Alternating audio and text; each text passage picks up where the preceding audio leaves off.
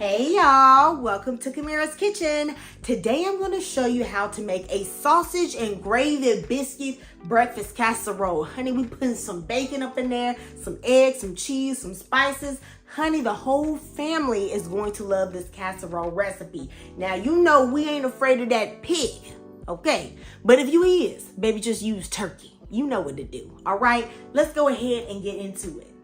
The ingredients for this sausage and biscuit casserole are really easy. So over here, I have me some country eggs. Y'all, this is them brown eggs. I love pasture-raised eggs. They taste good. I have 6 of them. I am using some sharp cheddar cheese. Now, I'm going to use a couple of these slices. If you know me, baby, you know I don't like shredding no cheese, okay? So I like using the deli slices because they don't have that little coating, powdery coating on them. Now, I know some of y'all great grandmamas, okay, church ladies, you like making your biscuits from the scratch. But honey, we ain't doing that for this dish. We're going to keep it easy. So I'm going to use these buttermilk biscuits. When I do a milk gravy, I absolutely love evaporated milk. That makes the richest milk gravy, as well as putting in a little bit of half and half. Now, this sour cream, this is going to go in the eggs. It's going to help them be super creamy, and I also put a little half and half in there. Now for my sausage, I'm using country mild. I actually wanted hot sausage, but my store didn't have that. So instead, I'm going to be using this crushed red pepper flakes. So this is about half a teaspoon. You know, it depends on how spicy you can handle it. I'm also going to use some buttery steakhouse seasoning. Now, I know this say it go on steak, but I be putting this thing on anything but steak. Okay, I put this on everything but steak. If you know what I'm talking about, let me know in the comment section. Of course, I'm using some pepper and a little bit of garlic powder. To make the gravy, I'm using 2 tablespoons of flour, about 2 to 2.5 tablespoons, I should say. And I'm also going to be using some applewood smoked bacon. Y'all, if you play with the pig, honey, that applewood smoked bacon, the thick cut, is some good stuff. Now, if you don't play with the pig, then I guess you can leave this out. Or you can use turkey sausage, and of course you can replace this breakfast sausage with turkey sausage as well. I'm going to be cooking all of this in a 9 by 13 baking dish. Preheat the oven to 350 degrees. I'm going to crack 6 eggs into a bowl. Now that's something I like about these brown eggs. You get a nice dark yolk. Season your eggs with a little bit of salt, as well as some pepper, about 2 tablespoons of sour cream, and about a half a cup of half and half. Whisk it together until it's nice and combined. Adding a little bit of air is going to make your eggs nice and fluffy. I'm going to use about 3 slices of this thick cut bacon, because baby, she thick, okay? So if you're using regular bacon, use about 6 slices. I'm gonna cut this bacon into about a 1/2 inch pieces. One thing I like about the thick cut bacon is that even after it renders its fat, it just becomes nice and really crunchy. I love the thick cut bacon. Add all your bacon to a pan on medium heat, and I'm gonna cook this until crispy. Now that my bacon is crispy, I'm going to remove the bacon, and I'm also going to take out the bacon grease. But y'all know, like a real Southern woman, I'm going to keep that bacon grease. All right, y'all, so I'm going to put in my pound of sausage. If you don't like breakfast sausage, you can use Italian sausage.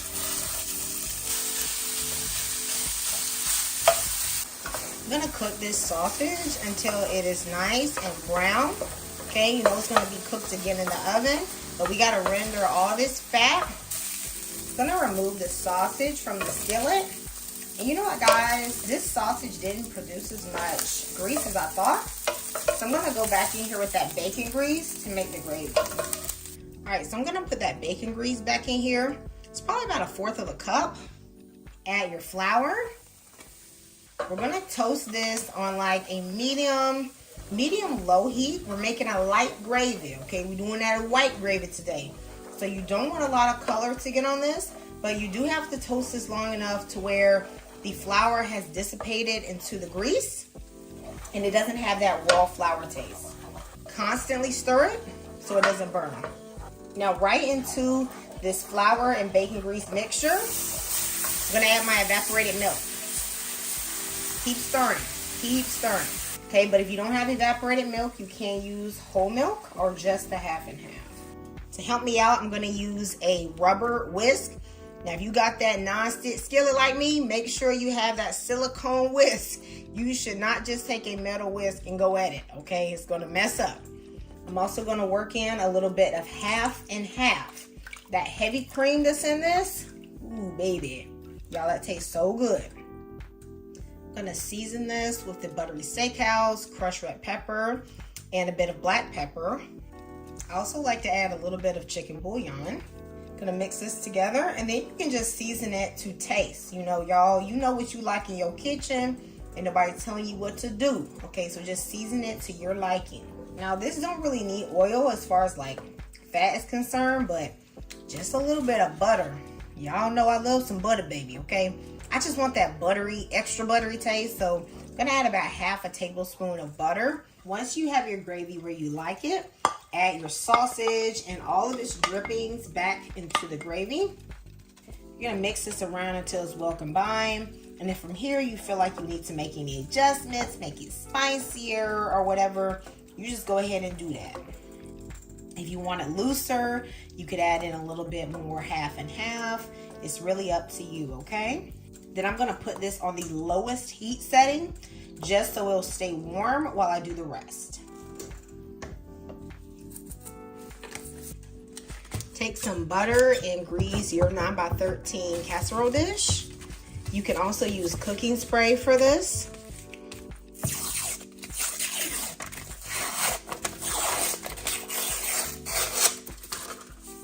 Y'all, one of the joys of my childhood was hearing this thing go, oh, there you go, y'all.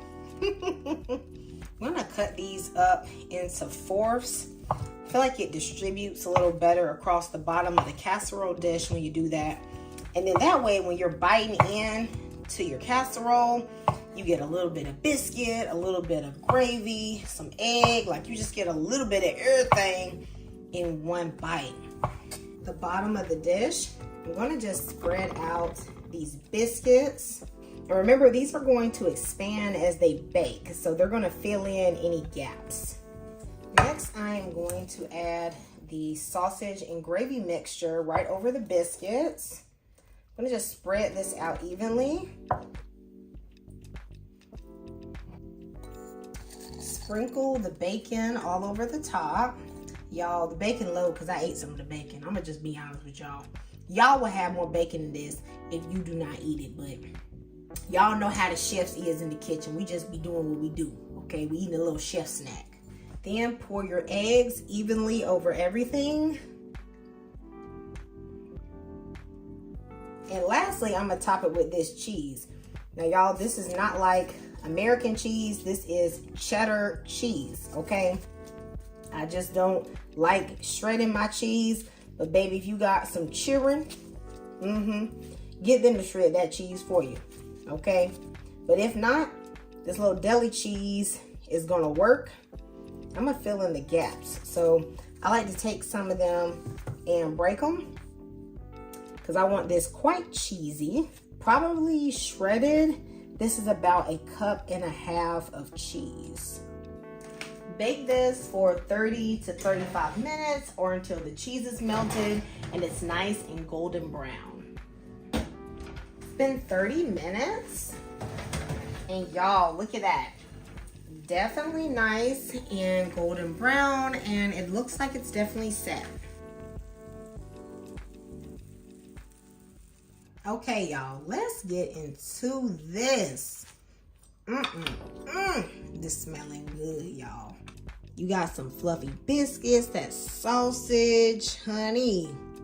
This is good. Guys, we have this buttery, fluffy biscuit, this bacon, and that gravy. Ooh, keeping everything moist. Y'all see that? Gonna get some. All right. Y'all, this is delicious. You are going to love this. The kids are going to love it. I feel like even picky eaters would just really get into this. Let me know if you're gonna try this in the comments. I'll see you next time in Camira's Kitchen. Goodbye and God bless.